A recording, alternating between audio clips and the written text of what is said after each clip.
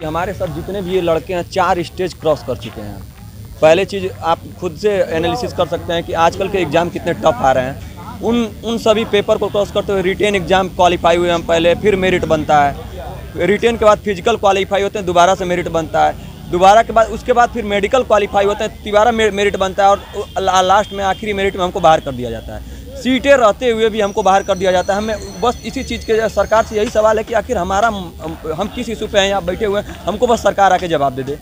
देखिए, स्वामी विवेकानंद जी कहा करते थे कि जिस ओर जवानी चलती है उस ओर जमाना चलता है। सरकार इस बात को अच्छी तरह से सरकार को समझना चाहिए कि कई राज्यों में चुनाव भी होने वाले हैं। और दूसरी बात, हम कहीं भी किसी भी सरकार के खिलाफ सरकार ये सोचती हो कि हमारा कोई पॉलिटिकल दबाव हो या फिर किसी पॉलिटिकल पार्टी का हमारे ऊपर हाथ हो, ऐसा कुछ आपको कहीं से देखने को नहीं मिला। ना किसी पार्टी का झंडा, ना किसी पार्टी का बैनर हमारे अंदर नहीं दिखेगा। बस सिर्फ और सिर्फ SSC GD की बात की जाएगी। सरकार से हमारी यही अपील है कि इस चीज़ को संज्ञान में ले और तुरंत हमारे मसले को सोल्व करें। 2018 से 2021 हो गया, आपको नहीं लगता काफ़ी टाइम हो गया? बिल्कुल बिल्कुल।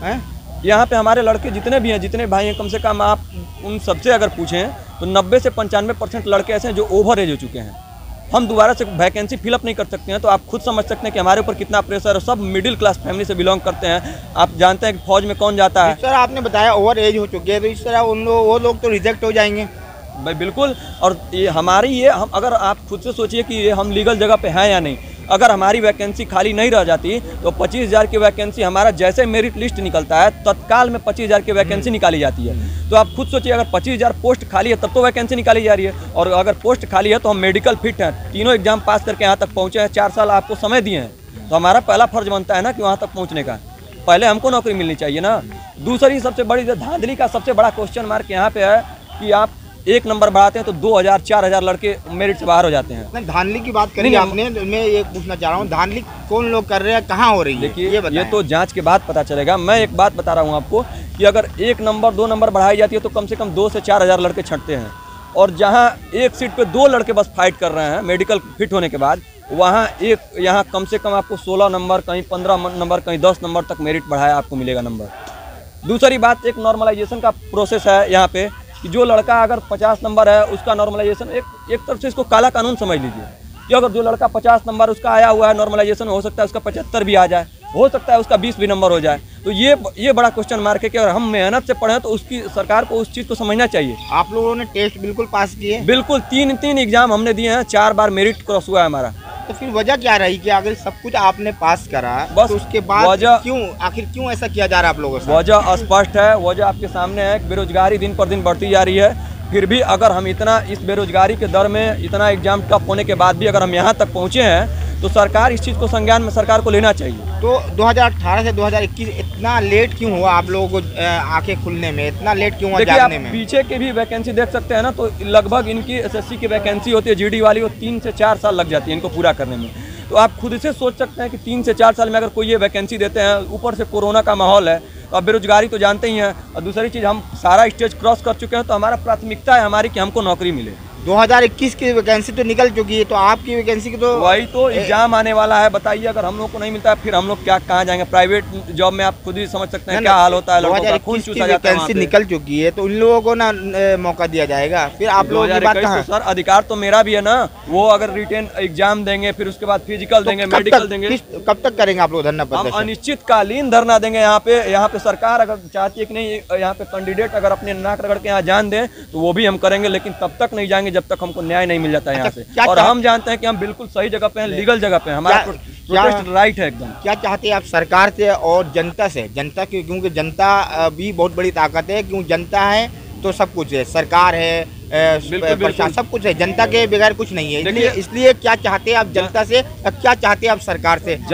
जनता तो देखिए, इतने जितने लड़के हैं ना, लगभग एक आपको समझ में आता है वो सारे युवा साथी हैं। और ये युवाओं के हाथ में क्या एक पावर होता है आप खुद से समझ सकते हैं। और जितने सत्ता में लोग बैठे हैं वो भी समझ सकते हैं। एक युवा कम से कम 50 वोट लेके यहाँ पे बैठा हुआ है। तो आप खुद समझ लीजिए कि कई राज्यों में चुनाव होने वाले हैं।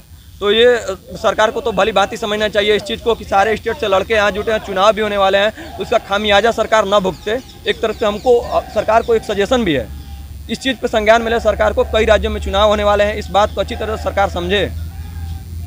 हमारा वार्निंग भी है, रिक्वेस्ट भी है। आप जो भी समझिए, दर्शकों के माध्यम से आप जो भी पेश कीजिए, हम सरकार से एक अपील करना चाहते हैं। वार्निंग तो नहीं दे सकते हैं, हमारी एक अपील है और एक विनम्र अपील है कि सरकार इस चीज़ को समझे और हमारा समाधान करे। और दूसरी चीज़, हम दूसरे ऑप्शन के बारे में बिल्कुल आप लोगों को सारा इंसाफ होना चाहिए। अगर अन्याय हुआ है तो इंसाफ होना चाहिए। पहली बात तो ये थी, और दूसरा ऑप्शन ये है, दूसरा और सबसे इम्पोर्टेंट ऑप्शन सरकार के लिए भी और मेरे लिए भी, कि जितने भी लड़के यहाँ पे हैं, इनके अलावा हम 55,000 मेडिकल फिट बाहर हो गए थे, 55,000 लड़कों को छाट दिया गया था। तो 55,000 में से यहाँ पे जितने लगभग 500 के आसपास, 1,000 के आसपास लड़के होंगे, तो हम उन्हीं की बात करना चाहते हैं आपसे, आपके माध्यम से सरकार से यही अपील करना चाहते हैं कि जो लड़के घर बैठे हुए हैं उनको कहीं ना कहीं नौकरी मिल गई है, कहीं ना कहीं वो सेलेक्ट हो चुके हैं, कहीं प्राइवेट जगह पे कोई अच्छी बिजनेस में खोल के बैठ गया है तो वो सिलेक्ट हो चुके हैं। और जो यहाँ प्रोटेस्ट कर रहे हैं ना, उनके परिवार की स्थिति बहुत दयनीय है। सरकार इस बात को समझे, हम सारा डेटा रखे हुए हैं, सरकार को दे देंगे। सरकार अगर यहाँ से प्रोटेस्ट खत्म करना चाहती है तो उसके पास दूसरी अपॉर्चुनिटी ये है कि हमारे प्रोटेस्ट वाले लड़कों को ज्वाइनिंग दे दे बस। तो देश के अलग अलग राज्यों से यहाँ लोग आए हैं, तो आप लोग इस पे यार रिहाइश यानी कि आप लोग कहाँ रुके हुए हैं? अरे बहुत सारे लड़के आपको, आप अगर 1-1.5 घंटे बाद यहाँ से देखते हैं, जैसे ही अंधेरा होता है, कई लड़के यहाँ सड़कों पे मिलेंगे, कई वहाँ सड़कों पे मिलेंगे। रुकने की कोई व्यवस्था नहीं है हम लोग की रुकने। एक खाने के लिए है, गुरुद्वारा है, वहाँ से भी हमको सोते समय पूछा जाता है भाई तुम कहाँ से हो, हम बताते हैं अगर SSC GD से गलती से भी अगर हमारे मुंह से निकल जाता है तो वहाँ आतंकवादियों जैसा भी है, भाई तुम बाहर चले जाओ। ये 1000 की संख्या में यहाँ दिल्ली की सड़कों पे ना तो खाने का ठिकाना, ना रहने का ठिकाना। हम अपनी ज्वाइनिंग को लेकर बीते 6 साल से भटक रहे हैं सर दिल्ली के सड़कों पे। हमारी ज्वाइनिंग नहीं हो पाई है। हम कहना चाहेंगे जितनी भी संख्या में हम आए हुए हैं, सरकार हमारी बात माने और हमको ज्वाइनिंग दे।